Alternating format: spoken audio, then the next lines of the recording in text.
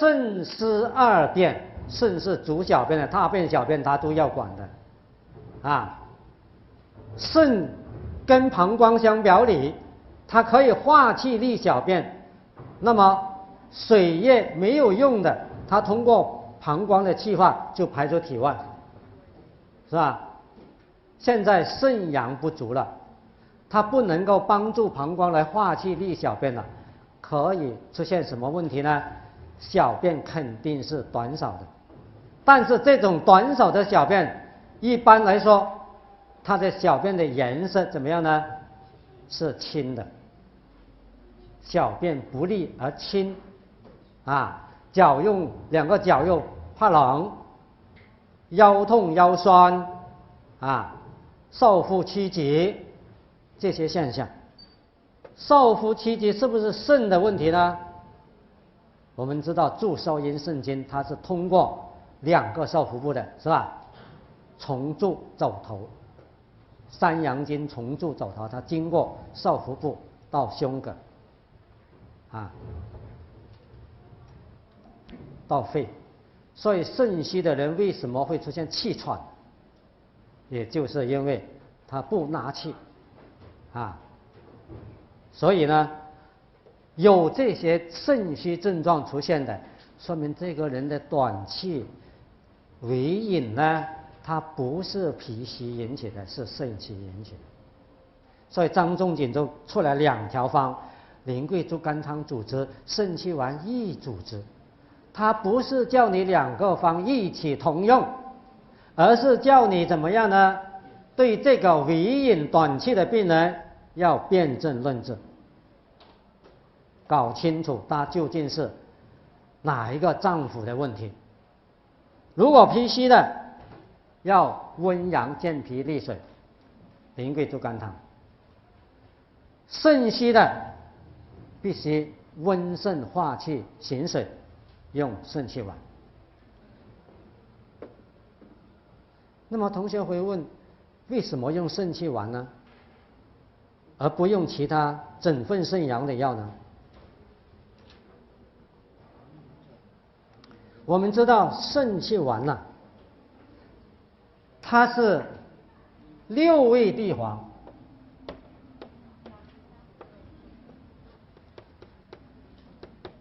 加上一个附子、桂枝，是吧？组成了一个肾气丸。6味地黄汤它是主要是什么作用呢？是补肾阴的。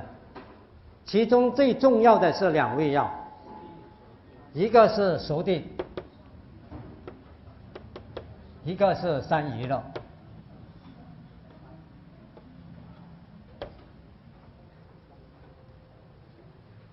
这2个药它是补肾阴的。那既然肾阳虚，为什么要补肾阴呢？对，阴中求阳法。古人说，善补阳者，必阴中求阳。所以很多肾阳虚的病人，你用了很多温阳药，不一定就有效，甚至呢会出现一些燥热的现象。所以这个时候呢，必须要用一点养阴的药，阴中求阳。那个煤油灯啊，它里面的煤油都没了，这个火也熄了。你说我用点很大的火跟它点着这个煤油灯，你说能点着吗？点不着的，就需要冲一点煤油进去，灯才会亮，是吧？所以呢，是用6味地黄呢来阴液呢，它是一个阳气滋长的生长的必要条件。阴阳是互根的啊，孤阴不长，独阳不生啊，所以善补阳者就阴中求阳，一定要用少量的养阴药啊。所以里面的地黄的用量究竟用生地还是熟地，你自己来决定。第二，它的用量多少，由你自己决定，啊，不能够喧宾夺主。注意了，喧宾夺主，我用地黄30克、60克，附子、肉桂10克，这样就喧宾夺主了。养阴的药多过温阳的药，是吧？这个就不行了。那么里面的富贵主要是整份肾阳的，温肾的。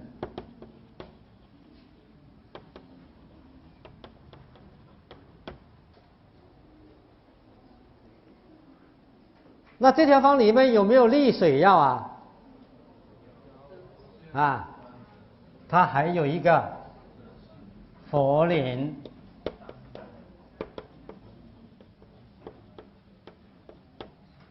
是不是？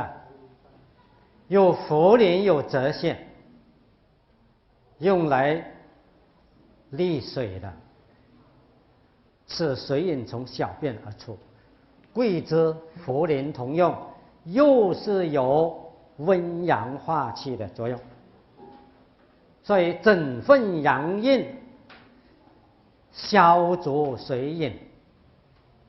所以这条方它是可以温肾阳、温肾利水的。所以这里面的2个药，泽泻和茯苓，用量一定要适当，注意不要用得太轻。如果他真的是小便不利，水饮内流了，下肢都浮肿了，小便又短少了，你才用一点点利尿药是不够的，啊，温阳的同时加强利尿，那么它就可以有温通的作用，也就是温药合之的作用，啊，这个是肾气丸症。那么你们可以看里面呢，它有一个参考资料里面的肾气丸治疗短期的一个病例啊，有启发的。这个是以短气为引，以阳气不足、脾阳不足或者是肾阳不足，以阳气虚弱为主要临床表现的痰饮病的治疗，啊，所以它偏重于温的，偏重于温的，这是一个。第二呢，当水饮比较盛的时候，我们就要着重呢消水饮了。那么这个水饮重的时候，我们要看看它主要是偏重于哪里。我们看30条，还有个呢就41条，30条啊。作呕吐、心下痞、隔间有水咸迹者，小半夏加茯苓汤主之。作呕吐、心下痔，出现这个症状，这个是30条的。那么还有一个是先咳后呕为水停心下，此所饮加小半夏加茯苓汤主之。这2条原文都是讲痰饮停留在心下，也就是胃脘，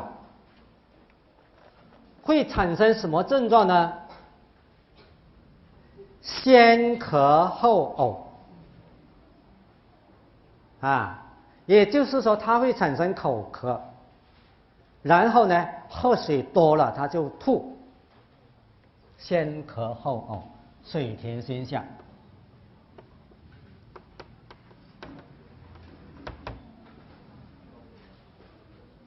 这种病人为什么一喝水他就会吐呢？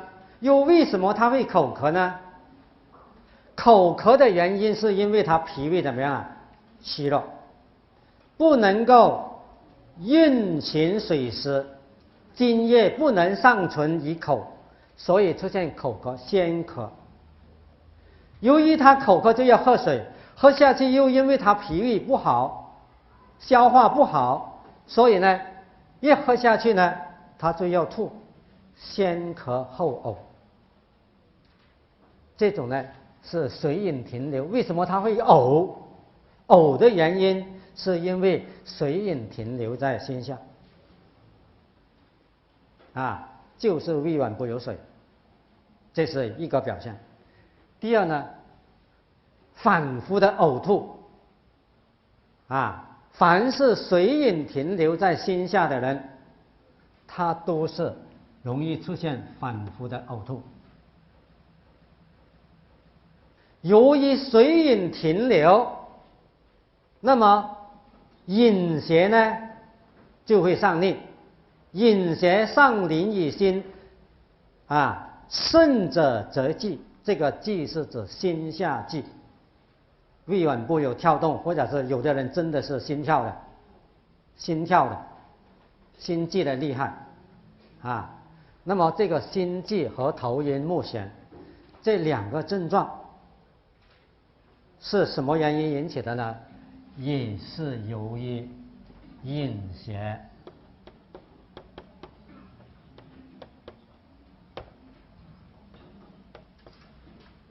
是吧？由于饮邪上逆引起的，所以呕吐的人反反复复呕吐，凡是吃了东西就呕吐的，我们要注意呢，是脾胃虚弱，有水饮停留，然后这个病人还会出现心下悸，或者是头晕眼花。同样苓桂猪肝汤症也可以出现头晕眼花，一样的机理是一样的，都是水饮上逆，蒙蔽心窍引起的。不过这里的这个病人呢，他出现的症状呢，就是呕吐为主症。他来看病就是看呕吐，他不是来看胸胁支满，目前现在就是要先止吐，是吧？所以这个是主症，呕吐反反复复发作，说明他水饮呢停留在心下比较严重。所以治疗呢，一定要这个消除水饮，消除水饮，减饮利水，和胃降逆。因为他来看病是要你跟他止吐，呕吐为主，所以减饮降逆，和胃这个呢是一个治疗原则。那用什么方呢？用苓桂猪肝汤吗？苓桂猪肝汤止吐的作用很少，是吧？我们主要是要选小半夏加茯苓汤。小半夏汤、半夏、生姜两味都是可以减饮、可以散水饮、和胃气、降逆气，两个药都有这个作用，都有止呕止吐的作用。所以治呕吐小半夏汤诸呕吐故不得下，小半夏汤主之。各种的呕吐都可以用小半夏汤来加减所以小半夏汤是治疗呕吐的一个主方。